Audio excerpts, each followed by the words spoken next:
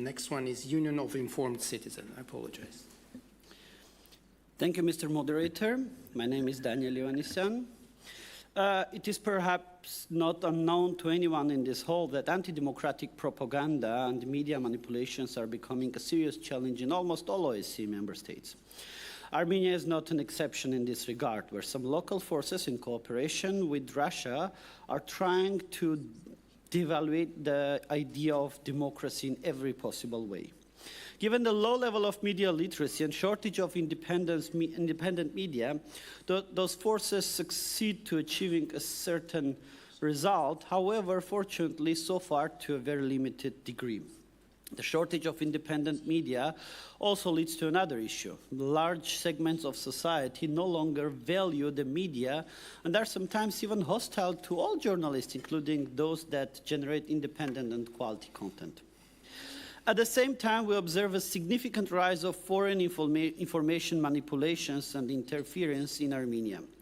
We observe that number of troll factories, including one controlled by the Wagner military group, are being engaged in Armenia while operating from Russia. We can see new tools, new methods, new actors engaging in hybrid attacks on Armenia, where information operations are a key component. Regarding narratives, they are trying to undermine democracy as a value, targeting democratic reforms, presenting Armenia's relations with US and the EU as a source of threats and many problems, targeting Armenia's path of gaining independence from Russia, and of course they are trying to undermine peace and possibility of peace with Azerbaijan. The last one, by the way, is very active narrative recently, because as you know, Russia, the main tool of Russia's leverage on Armenia and Azerbaijan is the conflict.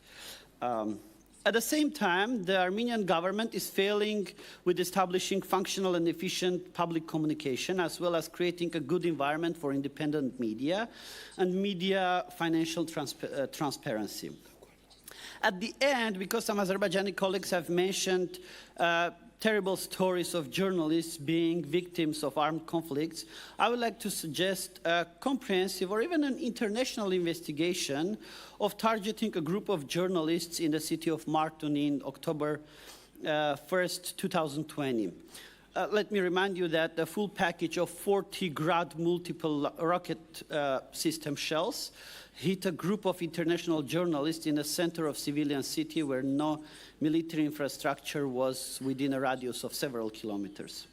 I think that transparent investigation of that incident could be a good tool for confidence building in our region. Thank you very much.